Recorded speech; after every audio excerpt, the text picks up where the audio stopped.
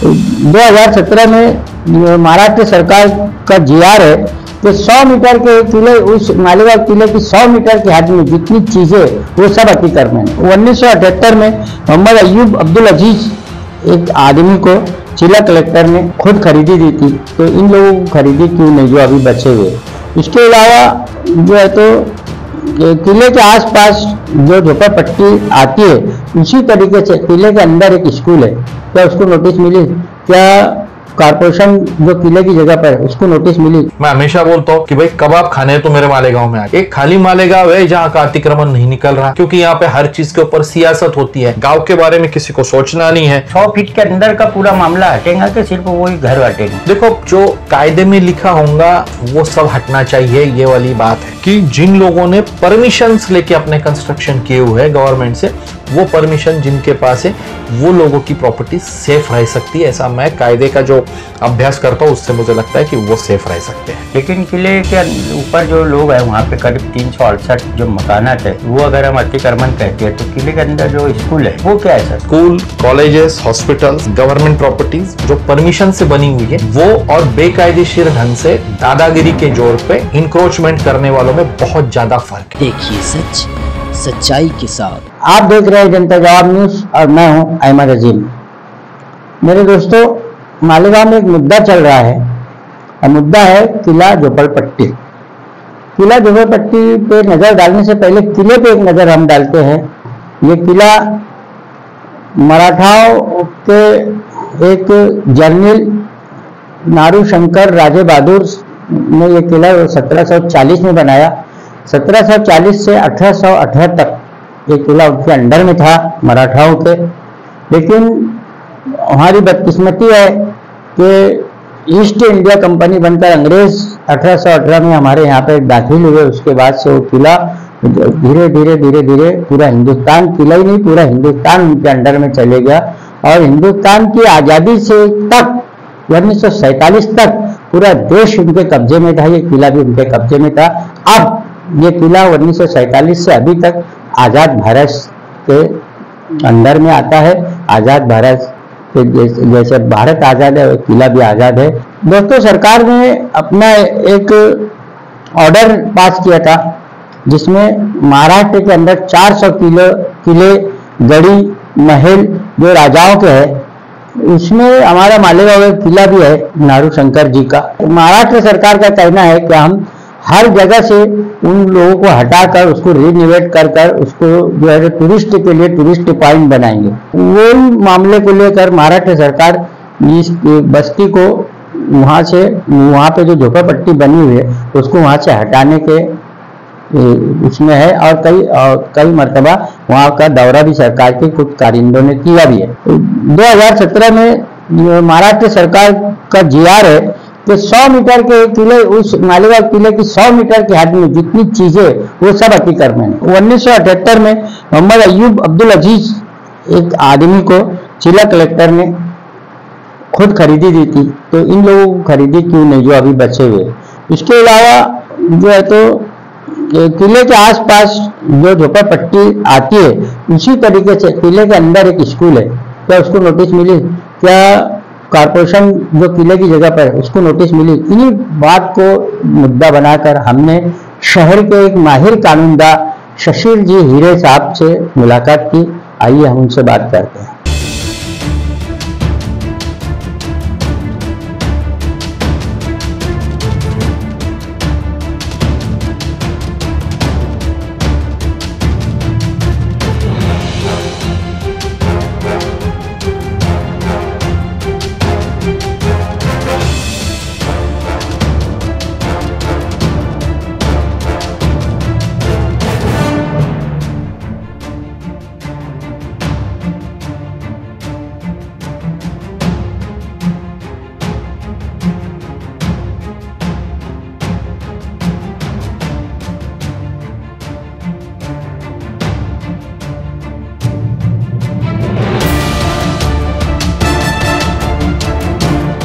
सरकार ने कहा था पिछले दिनों में, महाराष्ट्र गवर्नमेंट सरकार ने करीबन 400 जगह पे ऐसे किले है, गढ़ी है, महल है, उसको खाली कराकर और उसको वापस से रिनोवेट कर और टूरिस्ट के लिए वो पॉइंट को छोड़ना, ताकि टूरिस्ट वहाँ पर अपने घूम सके, आ सके, ताकि घूमने के लिए जगह हो।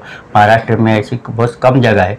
आपने भी अपने उसमें भी वक्तव्य में भी कहा कि मालेगांव में भी बहुत सारी कम जगह है घूमने के लिए औरतों को। वैसे ही पूरे महाराष्ट्र का ये मामला है, तो उसमें अभी कितनी, और तो टूरिस्ट का भी मामला हुआ, सरकार का रिन्यू डिपार्टमेंट में भी उसका फ़ायदा हुआ। तो इसमें कितनी जगह पे, ये 400 में से कितनी जगह पे काम चालू हुआ कि सिर्फ मालेगांव टारगेट पर है ऐसा अकेला?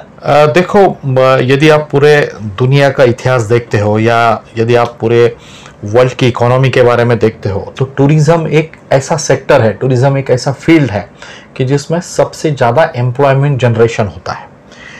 हम लोगों को ये लगता है कि खाली एम्प्लॉयमेंट पावरलूम में जनरेट होती है, एम्प्लॉयमेंट खाली खेती में जनरेट होती है, या एम्प्लॉयमेंट खाली प्लास्टिक की इंडस्ट्री में जनरेट होती है, तो ऐसा नहीं है। दुनिया का पूरा इतिहास ये बताता है कि सबसे ज़्यादा एम्प्लॉयमेंट यदि कहाँ जनरेट होती है तो टूरिज्म में जनरेट होती है।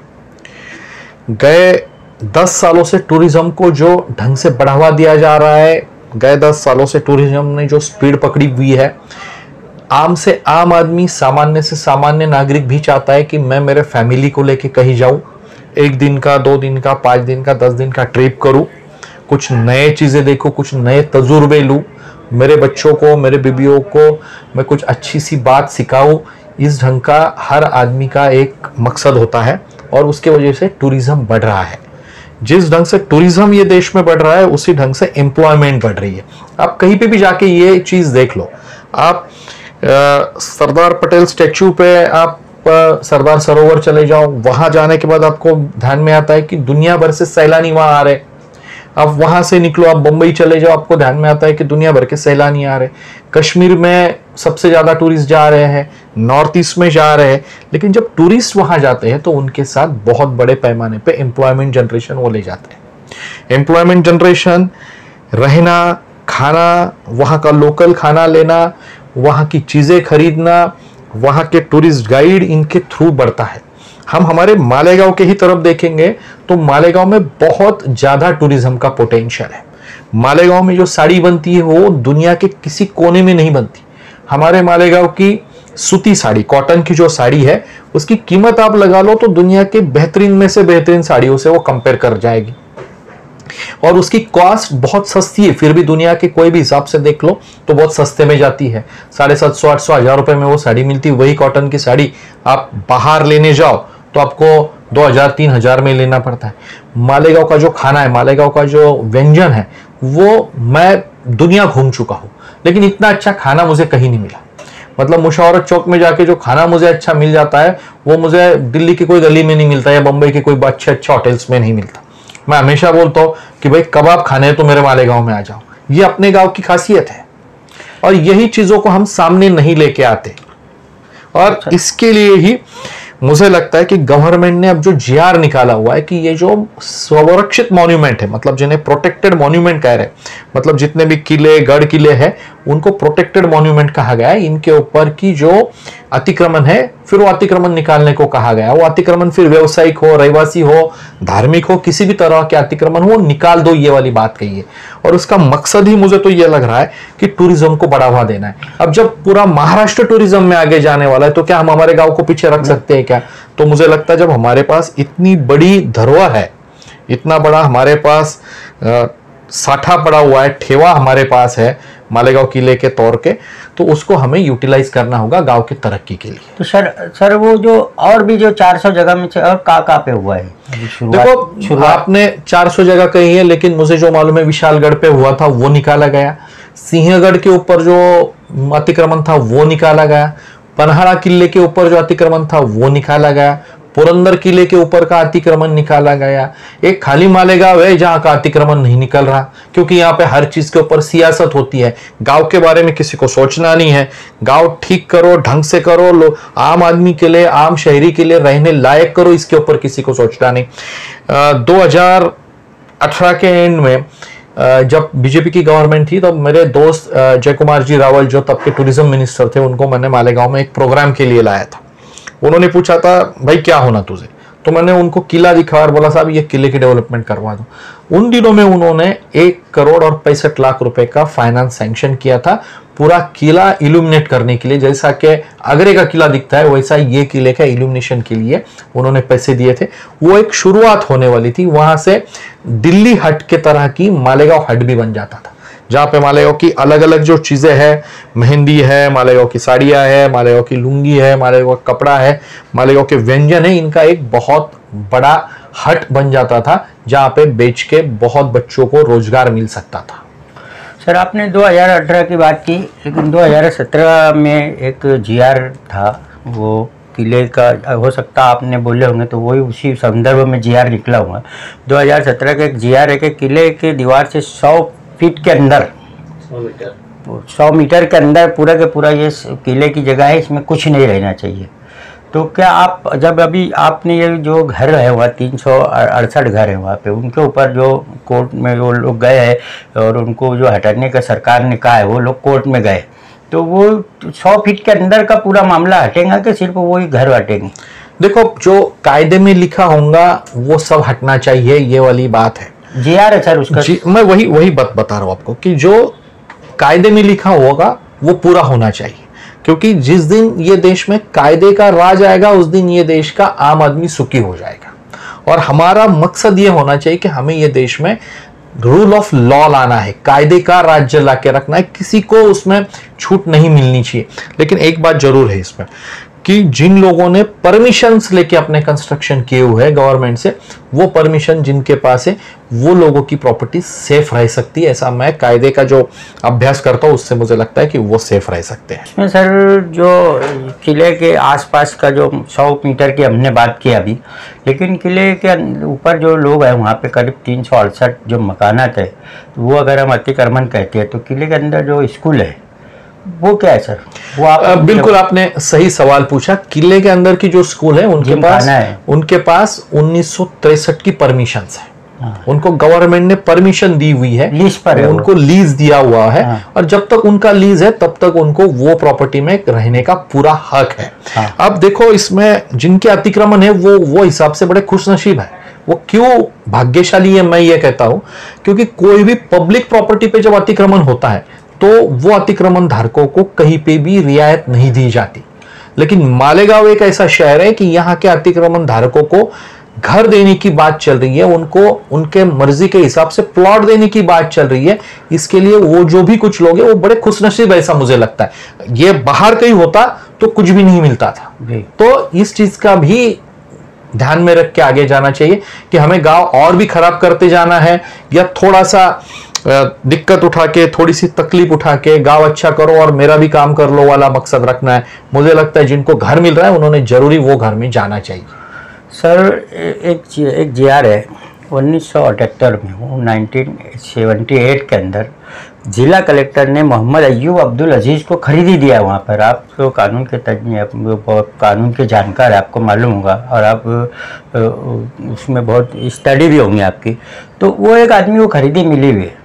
और जैसा कि आपने कहा कि स्कूल और जिम खाना वगैरह जो भी इसके अलावा है, वो झोपड़पट्टी के अलावा जो भी है, और स्कूल किले के बाहर भी और किले के अंदर भी स्कूल है, लोग भी है जो 368 है, और भी जो लोग हैं आसपास के। तो जैसे अगर स्कूल के लिए लीज है तो वो झोपड़पट्टी के लिए लीज मैं आपको बतौर वकील एडवोकेट पूछ रहा हूँ कि अगर इनको लीज पर दिया गया तो उनको भी लीज पर देते आता क्या? एक दूसरी बात ये कि जिला कलेक्टर साहब ने एक 1978 के अंदर अगर एक आदमी को खरीदी दिया तो वो कौन सी बेस पे दिया है, तो फिर इनको लेते आती क्या? नहीं देखो, तीसरा सवाल मेरा भी जो एक एंड है मैं यहाँ पे, तीसरा सवाल ये है कि सर अभी आपने कहा कि वो लोगों को घर मिल रहा है, खुशनसीब है, दूसरी जगह तो मिलता भी नहीं, उठा गाड़ के फेंक देते।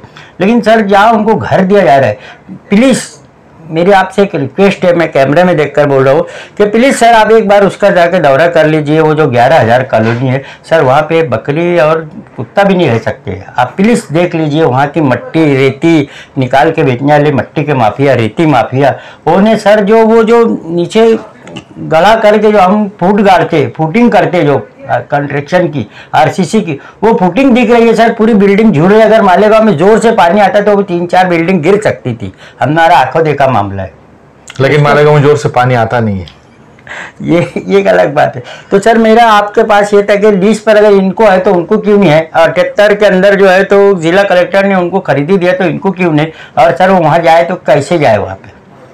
देखो एक बात तो सीधी सी है कि स्कूल, कॉलेजेस और हॉस्पिटल और आम आदमी का इंक्रोचमेंट, इसमें बहुत ज़्यादा फर्क है। कानून है उसमें बहुत बड़ा फर्क है, उसमें हमें देखना चाहिए। School, colleges, hospitals, government properties जो परमिशन से बनी हुई है वो, और बेकायदेशीर ढंग से दादागिरी के जोर पे इंक्रोचमेंट करने वालों में बहुत ज्यादा फर्क है। आखिर कानून के दायरे में रह के कानून से परमिशन लेने वाले का हाथ कभी भी ऊपर होगा। जिन लोगों ने गलत ढंग से प्रॉपर्टियों पे कब्जा करना शुरू किया है, प्रॉपर्टी पे कब्जा कर पड़े हुए हैं, उनके साथ कानून सख्ती से ही बर्ताव करेगा और बर्ताव करना भी चाहिए, यह मैं समझता हूं। हालांकि बड़ी बुरी बात है कि आज तक मालेगांव में कानून ने कभी अपना काम किया नहीं। आप मालेगांव से हट के नासिक चले जाओ, आप मालेगांव से हट के मुंबई चले जाओ या कोई भी देश के शहर में चले जाओ, कानून सबसे बड़ा होता है। यह गांव में कानून सबसे नीचे काम करता है, क्योंकि हर चीज को हम पॉलिटिक्स के ऊपर ले जाते हैं, हर चीज को हम जात धर्म के ऊपर ले जाते हैं, जो कहीं ना कहीं अब रोकना होगा। ये आज नहीं रोकोगे तो गांव आपके लिए, मेरे लिए रहने लायक नहीं रहेगा।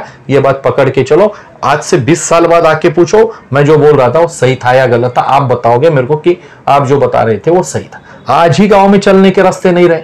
क्यों नहीं रहे?